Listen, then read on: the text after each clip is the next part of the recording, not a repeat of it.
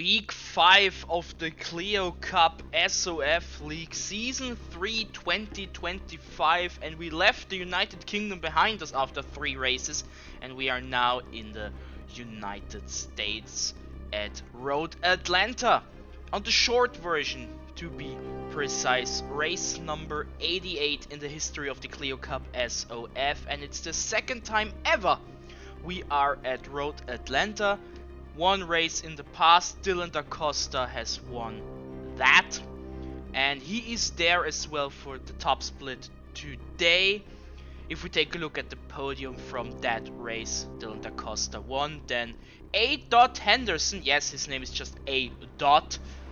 So I don't know, Andy, Alex, Andreas, don't know. And Kevin Anfield was in P3.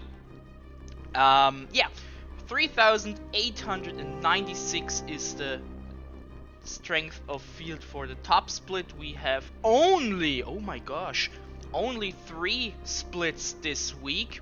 53 drivers have appeared for Road Atlanta. This is the lowest this season, but no need to panic, ladies and gentlemen. It's still the 8th highest in the history of the SoF. So number 8 out of 88. Not that bad, so calm, keep calm. Everything is fine with the Clio SoF.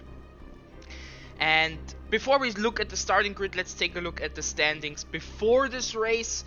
Miguel Freitas leading with 190 points, Muhammad El Hariri second with 112. Big gap, but you know, season is still lots of races left for it. Rui Teixeira in P3 with 100 points, he is not there today. Dylan Da Costa 95 and Cedric Gibbert with 91 to finish out the top 5. So yeah, 18 cars will be in the top split to be seen. And speaking of to be seen, let's take a look how qualifying went with a look at the starting grid.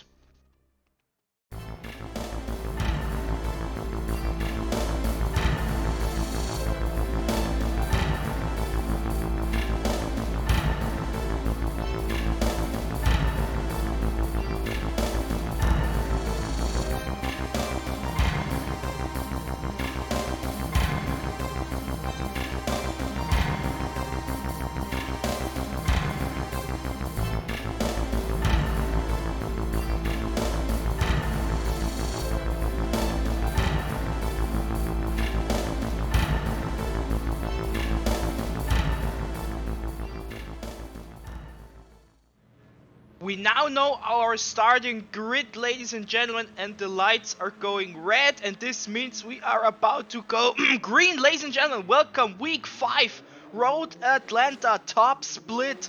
Here we go. On the short version of Road Atlanta, down to turn 1. We will see, does everyone survive? Always the biggest question at the start of each race. Yep, surviving. I'm also there in the top split. Hello, P10, quite happy. But oh! Enough of that. This is more important. Freitas and Hariri come together there in turn 4. It was Hariri dropping places, 11th. Oh, that is a big loss. And Miguel Freitas also down to P5, our league leader. He has to do some work now against Kevin Anfield for P4. Quinten Verdonk and Cedric Gibbert. Verdonk making his SoF debut.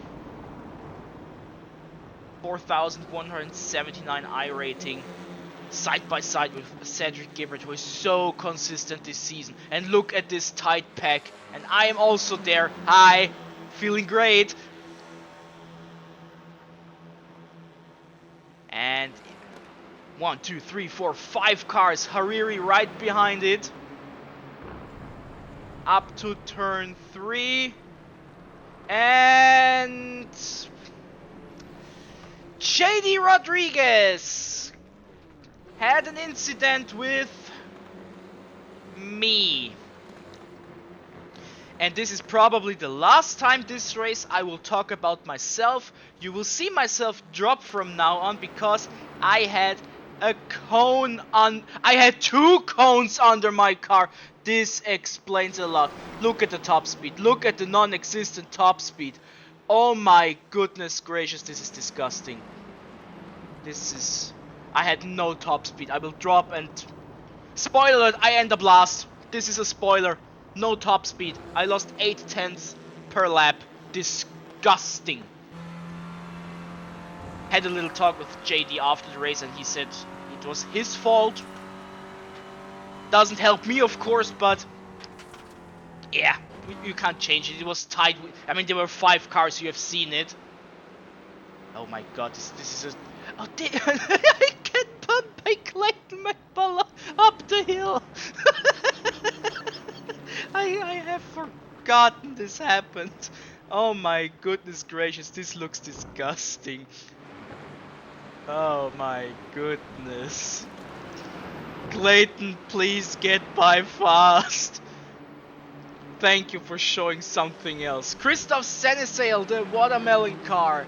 He has made a few appearances in the past in the SoF. I think it's his 2nd race this season, not entirely sure about that. So yeah, Clayton, with a braking issue there. Didn't expect to get so much airtime after that. So yeah, Senesail, P13, John Cook, P12. If we take a look at the... Can we please stop show me? I have 2 cones under my car. Thank you, I hope this is now over. Sydney Hartz and Clayton McBullough. Here in the left, right, left, down and right again. Ah, it's a fun little track, I have to say. Fun little track. Eduardo Gonzaga now attacking John Cook. And we are getting back to Gibret and Verdonk. We saw them earlier this race fighting and driving side by side. Stephen Hurd right behind them. Gibret now on the inside. This should give him an advantage against Verdonk. He is in front of the Netherlands driver. He has the inside, not the upper side for turn 1. So yeah, good job Cedric Gibret. Oh, Verdonk going wide. And Muhammad El Hariri also going wide. And Stephen Hurd, he takes it. Man, Muhammad dropping back to P10. This is not a good race for him. This is not a good race for him. Back to P9, so maybe... Now back to P10, driving side by side with Zachary Leibold. So yeah, damage limitation is the name of the game. And now let's talk about something we have not talked about. Oh, John Duncan! I have not talked about him. First time ever in the top split, John Duncan. One of the most consistent drivers in the 2nd split. He is now in the top split for the first time. He joked about doing some social distancing where... because he's the first time in the top split. He's in P11. He ain't social distancing. No, he ain't doing it. He is right in the mix. He is right in the mix. So far so good, but now we talk about the leaders if nothing happens between Eduardo and John, of course, that is. Dylan Da Costa in the lead, Daniel Dinsdale making his return to the SoF League. He is a former race winner, if I'm not wrong. Freitags, this is not the right layout, buddy. That cost time. James Lazark Smith in P3. The Miguel Freitas, who we just saw in P4, and Kevin Anfield in P5. Then a big gap to Cedric Gibret, Stephen Hurd, Quinten Verdonk, so forth and so forth and so forth. Hey, remember the 6-second gap there was between Rodriguez and the car in P17? I don't see it either. Must be the cones. Daniel Dinsdale in P2 attacking Dylan da Costa. 4,800, 7,156 iRating. Interesting battle. Usually we had a lot of Da Costa versus Freitush this season. Today we have Da Costa versus Dinsdale. And I know it's a bit too soon to say this, but if the race ends like this, Da Costa gains a bit in the championship, Freitush loses a bit in the championship, but good for Freitush. El Hariri is in P10, Rui Teixeira is not even there, so it wouldn't be the worst thing in the world if Freitush ends in P4. El Hariri, does he has damage or not from the lap 1 incident? I don't know. What I know is he has no cones under his car, so this is something. Yeah, I'm still mad about it. Deal with it. Eduardo Gonzaga, John Cook for P12. Eduardo to the inside, but no!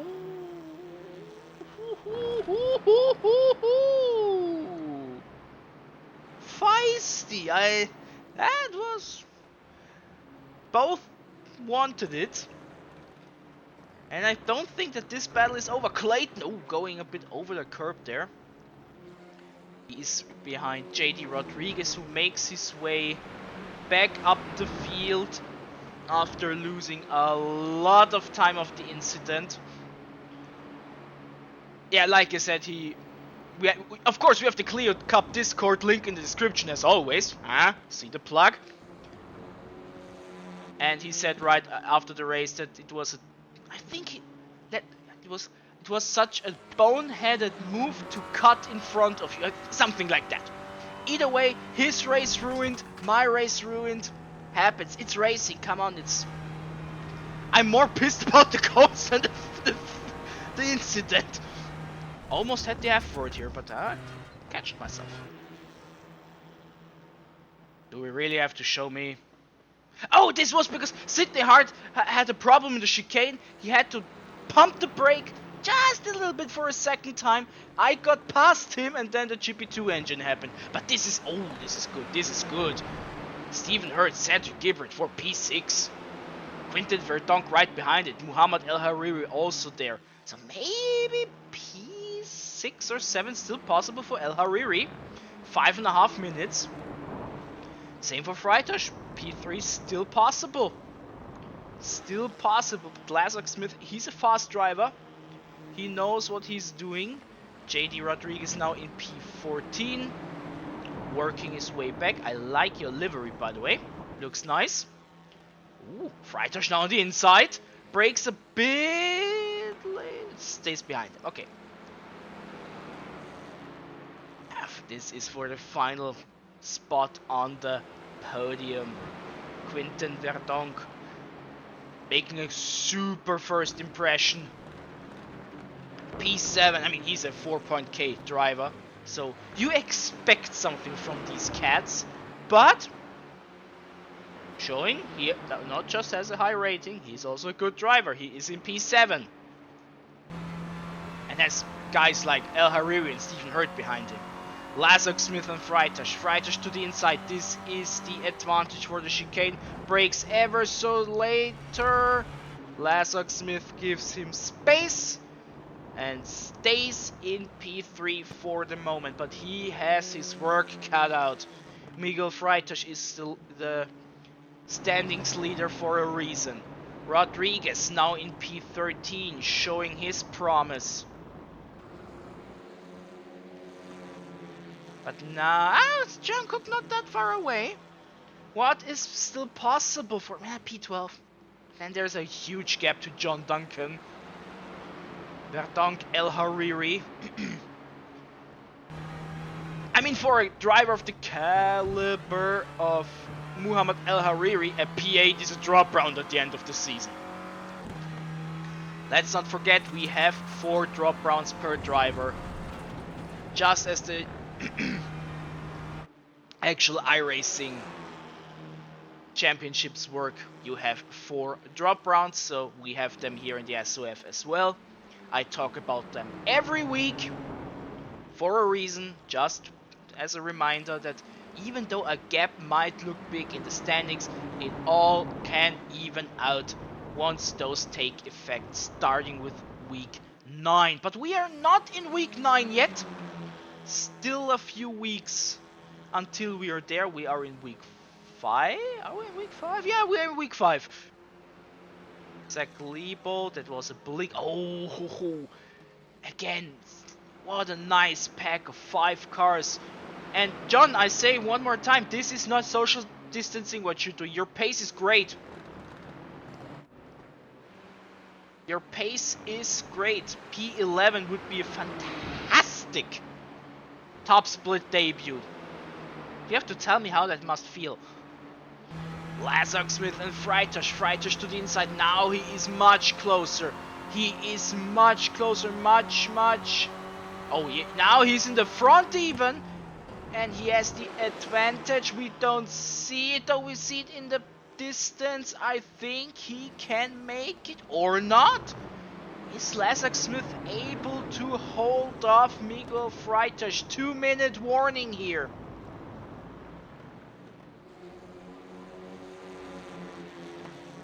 I don't know. So far, Lazark Smith makes a great job. Looking at John Duncan, it feels like a wasted opportunity for myself this race. Pace-wise would have been right in that pack from 7 to 11. What a shame. And Miguel Freitash still not past Lazark Smith. He does such a great job. Clayton McBullough. Christoph Senesail. P15. Sydney Hart's right behind them. And still Freitash looking. Interesting that we have not seen a lot of the top duo, Da Costa and Dinsdale. They are so close together. Dinsdale with the fastest lap, by the way.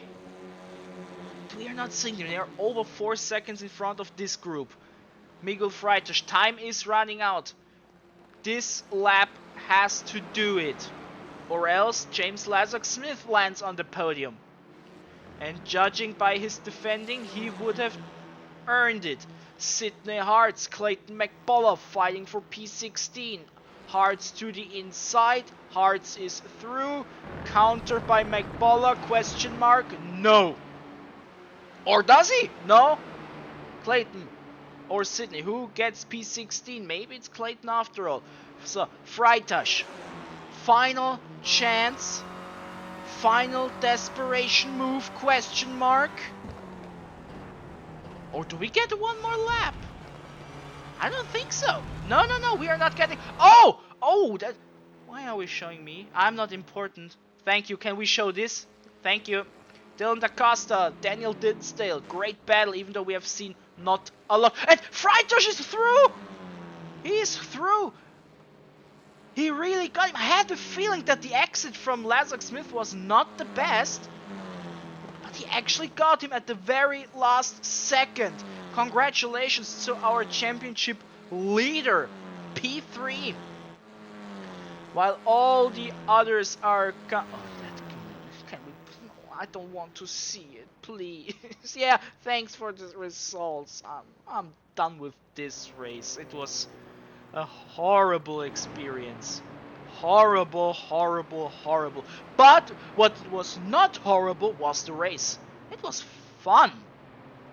Great battles, intense battles, a little bit of last second drama as well. Miguel Freitash getting that P3 from James Lazark Smith, who would have deserved it. Let's be honest, his defending was top notch. So yeah, and while all the cars are slowly coming back to the pits, we will now take a little breather and look at the championship standings.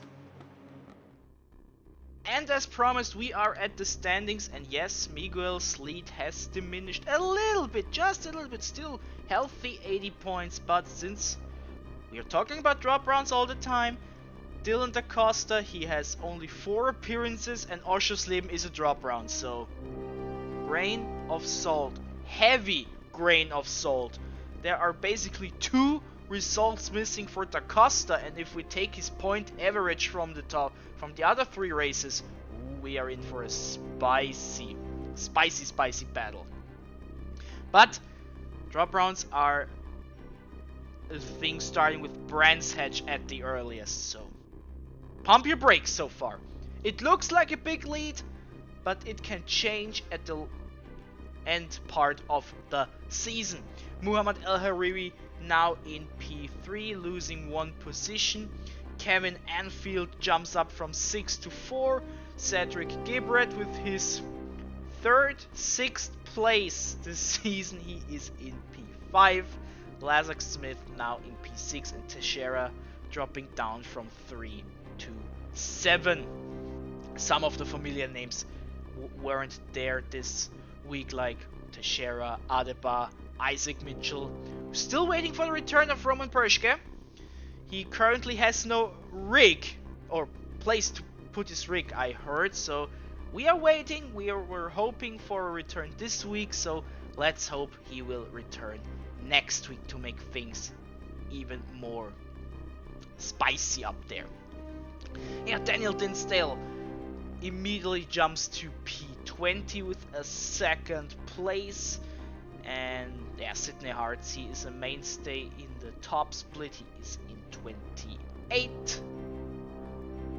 And if we take a look further down, Quintin Verdonk with his debut P45 already. Congratulations to that. And currently you need 21 points with this championship standings to be in the top 50. But we of course also have the split 1 only championship with a different point system. You know the drill by now, hopefully. And if you're new, welcome. You know what you have to do with here on YouTube. I don't do the whole like and subscribe. We don't do it here. We are a professional operation, and we take a look at some standings. And no surprise, the split 1 only standings are the quote-unquote most boring one, because they are the most similar to the official standings. They're much more interesting for split 2, 3 and 4. But nevertheless, we have 40 drivers by now in the top split rankings. Where is Cone Boy? Cone Boy is in 32. It feels like such a wasted opportunity. Pace was there, like John Duncan. John Duncan Pace would be P19. Same points as Gilberto. Enough, Mr. Broadcaster. You are not the most important person on this planet. There are 31 more important people in the split 1 standings as of right now. So yeah, I mean there are minor tweaks here and there because it's a different point system. But enough of the top split. We have 2 more races this week to watch. I'm excited and curious to see what happened in splits 2 and 3. And as usual, we leave the broadcast with a few highlights of the race. And I hope to see you not only next week, but also tomorrow on the day after for splits 2 and 3. Goodbye.